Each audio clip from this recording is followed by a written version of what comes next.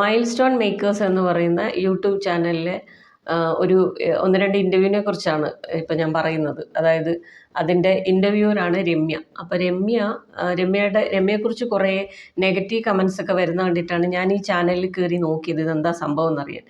അപ്പോൾ അതിനകത്ത് രമ്യ മേഘ്ന വിൻസെൻ്റ് എന്ന് പറയുന്ന ഒരു കുട്ടിയുണ്ട്.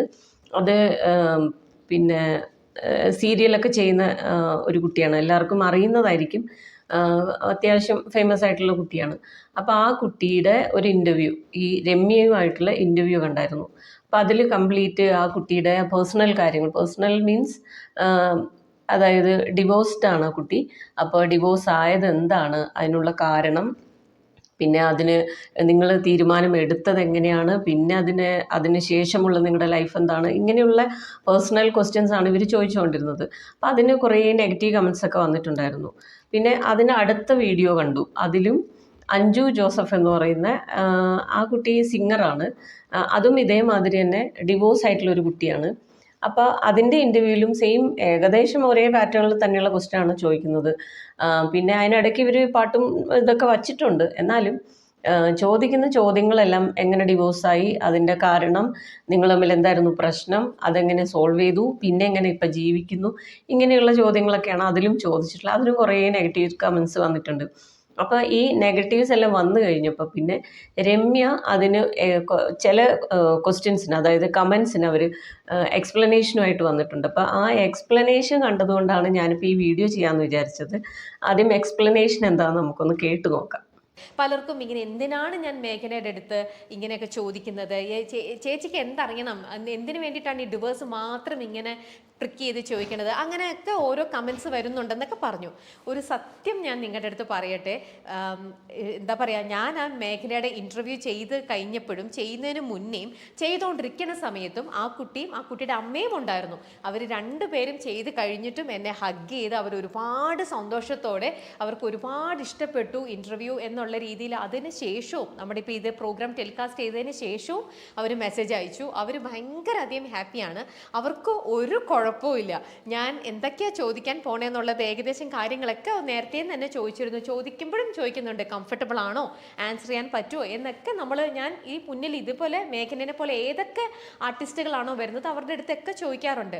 അപ്പം അവർ വളരെയധികം കംഫർട്ടബിൾ ആണ്. രമ്യ ധൈര്യമായിട്ട് ചോദിച്ചോളൂ, ഞാൻ അതിന് ആൻസർ ചെയ്തോളാം എന്നാണ് ഇന്ന് വരേക്കും എനിക്ക് വന്നിട്ടുള്ളൊരു എക്സ്പീരിയൻസും എനിക്കുള്ള ഒരു അനുഭവം കേട്ടോ. അങ്ങനെ എൻ്റെ മുന്നിൽ വന്നിരിക്കുന്ന ഗസ്റ്റിന് അൺകംഫർട്ടബിൾ ആയിട്ടോ അല്ലെങ്കിൽ അവർക്ക് ഉത്തരം പറയാൻ ബുദ്ധിമുട്ടുള്ള രീതിയിലോ ഒരു രീതിയിലും ഞാൻ അവരെ ഫോഴ്സ് ചെയ്തിട്ട് ഒരു ചോദ്യവും ടിൽ ഡേറ്റ് ചോദിച്ചിട്ടില്ല.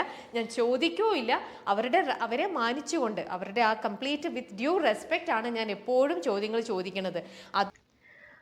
ഇപ്പോൾ ഇവർ പറയുന്നത് ഇവർ കമൻസ് ഒന്നും കണ്ടിട്ടില്ല, ഇവർക്ക് അറിയില്ലായിരുന്നു, ക്രൂ മെമ്പേഴ്സ് പറഞ്ഞപ്പോഴാണ് ഇങ്ങനെയുള്ള കമൻസ് വന്ന് അറിഞ്ഞതെന്നാണ് ഇവർ പറയുന്നത്.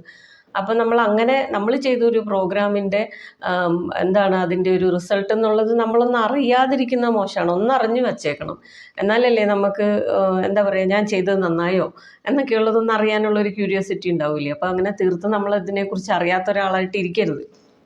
പിന്നെ ഡിവോഴ്സിനെ കുറിച്ച് ഇവർ ഈ വരുന്ന കുട്ടികളോടൊക്കെ, ഡിവോഴ്സ് ആയ ആൾക്കാരോടെല്ലാം ഡിവോഴ്സിനെ കുറിച്ച് ചോദിച്ചുകൊണ്ടിരുന്ന, അതുകൊണ്ട് മറ്റുള്ളവർക്ക് പ്രത്യേകിച്ച് ഗുണമൊന്നും കിട്ടൂല. അവർക്കിങ്ങനെ കുറേ കാര്യങ്ങൾ അറിയാം എന്നല്ലാതെ അതുകൊണ്ട് വേറൊരാൾക്ക് മോട്ടിവേഷൻ്റെ കാര്യം അതൊന്നുമില്ല. കാരണം ഓരോരുത്തരും ഡിവോഴ്സ് ചെയ്യുന്നതിന് ഓരോരോ കാരണങ്ങളായിരിക്കും. ഒരാളുടെ കാരണമായിരിക്കത്തില്ല വേറൊരാളുടെ കാരണം. അപ്പോൾ അത് ചോദിച്ചതുകൊണ്ട് കേൾക്കുന്ന ആൾക്ക്, നിങ്ങൾ അങ്ങനെയാണ് പറഞ്ഞത്, കേൾക്കുന്ന ആൾക്ക് അതും കൊണ്ട് മോട്ടിവേഷൻ ഉണ്ടാവുകയും അവരതേപോലത്തെ അവസ്ഥയിൽ പോണവർക്ക് ഗുണം ഉണ്ടാവണമെങ്കിൽ ഉണ്ടായിക്കോട്ടെ എന്ന്. അപ്പോൾ അങ്ങനെ ഗുണം ഉണ്ടാകുമ്പോൾ ദോഷമുണ്ടാകുന്നത് നിങ്ങൾ ചോദിക്കുന്ന ചോദ്യത്തിന് ഉത്തരം പറയുന്ന ആളാണ്. കാരണം അവരൊരു വല്ലാത്ത അവസ്ഥയിൽ അവർ പറയുന്നുണ്ട്, ഞങ്ങൾക്ക് ഉറങ്ങാൻ പറ്റിയിരുന്നില്ല, പിന്നെ ഡോക്ടറെ കണ്ടിരുന്നു, മെഡിസിൻ എടുത്തു എന്നെല്ലാം പറയുന്നു. അതേ അവസ്ഥയിലുള്ള ഒരാളെ അതേ കാര്യങ്ങൾ വീണ്ടും പറഞ്ഞ് ഓർമ്മിപ്പിച്ച് ഈ കഥ ഇവർ പറയുമ്പോൾ, ഇവരുടെ അനുഭവം ഇവർ പറയുമ്പോൾ വീണ്ടും അതേ അവസ്ഥയിൽ നിന്ന് ചിന്തിച്ച് ആലോചിച്ചിട്ടാണ് ഇത് പറഞ്ഞുകൊണ്ടിരിക്കുന്നത്. അന്ന് ഞാൻ അനുഭവിച്ച കാര്യങ്ങൾ എന്ന രീതിയിലാണ് പറയുന്നത്. അപ്പോൾ കുറച്ചൊന്ന് നോർമലായിട്ട് വരുന്നവരെ വീണ്ടും അതേ അവസ്ഥയിലേക്കാണ് നിങ്ങളുടെ ഈ ക്വസ്റ്റ്യൻ കൊണ്ടുവന്ന് എത്തിക്കുന്നത്. നിങ്ങൾ പറയുന്നു ഇൻ്റർവ്യൂ കഴിഞ്ഞ് ഞങ്ങൾ കെട്ടിപ്പിടിച്ച് ഉമ്മയൊക്കെ വെച്ചിട്ടാണ് പോയെന്ന്. അത് അവരുടെ മര്യാദ. ഞാൻ പറയുന്നത് അതിനുശേഷം അവർക്ക് ഉണ്ടായിട്ടുണ്ടാവുന്ന ഒരു മാനസികാവസ്ഥ എന്തായിരിക്കും. ഇതിൽ അഞ്ജു എന്ന് പറഞ്ഞ കുട്ടി ഒരാളിട്ട കമൻറ്റിൻ്റെ താഴെ വന്ന് പറഞ്ഞിരുന്നു, ഇതൊരു ഫൺ ഇൻ്റർവ്യൂ ആണെന്നാണ് പറഞ്ഞിരുന്നത്, പക്ഷേ ഇങ്ങനത്തെ ക്വസ്റ്റ്യൻസാണ് ചോദിച്ചത്, ഇങ്ങനെയല്ല ഇൻ്റർവ്യൂ ചെയ്യേണ്ടതെന്ന് ആരെങ്കിലും അവരെ ഒന്ന് പറഞ്ഞ് മനസ്സിലാക്കുമെന്ന്. അപ്പോൾ ഇൻ്റർവ്യൂ അറ്റൻഡ് ചെയ്ത ആൾക്കും ഇത് ബുദ്ധിമുട്ടുണ്ടായിട്ടുണ്ട്, ഇൻ്റർവ്യൂ അറ്റൻഡ് ചെയ്ത ആൾക്കും ഇൻ്റർവ്യൂ കണ്ട ആൾക്കാർക്കും ഇതിൽ ബുദ്ധിമുട്ടുണ്ടായിട്ടുണ്ട്. അപ്പോൾ നിങ്ങൾ ഇങ്ങനത്തെ ചോദ്യങ്ങൾ ഒഴിവാക്കുക. കാരണം ഈ ഡിവോഴ്സ് ആയ ആൾക്കാരെ എനിക്ക് പേഴ്സണലായിട്ട് അറിയുന്ന 2 പേരുണ്ട്. എനിക്ക് വളരെ അടുത്തറിയുന്ന 2 പേര് ഡിവോഴ്സായി. അപ്പോൾ അവരുടെ ഒരു മാനസികാവസ്ഥ നമ്മൾ അടുത്തുനിന്ന് കണ്ടതാണ്. അപ്പോൾ അവരവരുടെ പ്രയാസം നമ്മളോട് തുറന്ന് പറയുന്ന സമയത്ത് നമ്മളത് കേൾക്കുക എന്നല്ലാതെ എന്താന്നിങ്ങനെ ചോദിച്ചുകൊണ്ടിരുന്നാൽ അവർക്ക് പിന്നെ അടുത്ത 2-3 ദിവസത്തേക്കും കൂടി ഒരു സ്വസ്ഥത നഷ്ടപ്പെട്ട് വീണ്ടും അവർ അതേ അവസ്ഥയിലേക്ക് ചെന്നെത്തുവാണ്.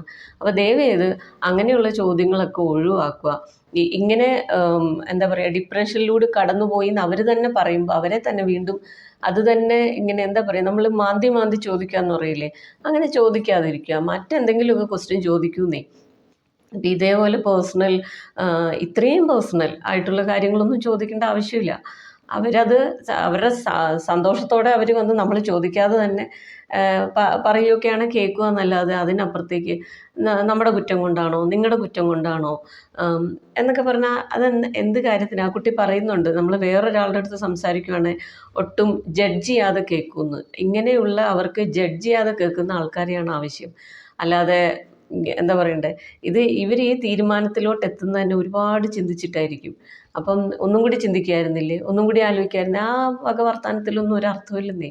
അതുകൊണ്ടൊന്നും ഒരു കാര്യമൊന്നുമില്ല. അവർ അത്രയും ചിന്തിച്ചിട്ടായിരിക്കും അത് ചെയ്യാമെന്ന് തീരുമാനിച്ചിട്ടുണ്ടാവുക. അപ്പോൾ ഇൻ്റർവ്യൂവിൻ്റെ ക്വസ്റ്റ്യൻ്റെ സ്റ്റൈലൊക്കെ ഒന്ന് മാറ്റിയാൽ ബെറ്റർ ആയിരിക്കും.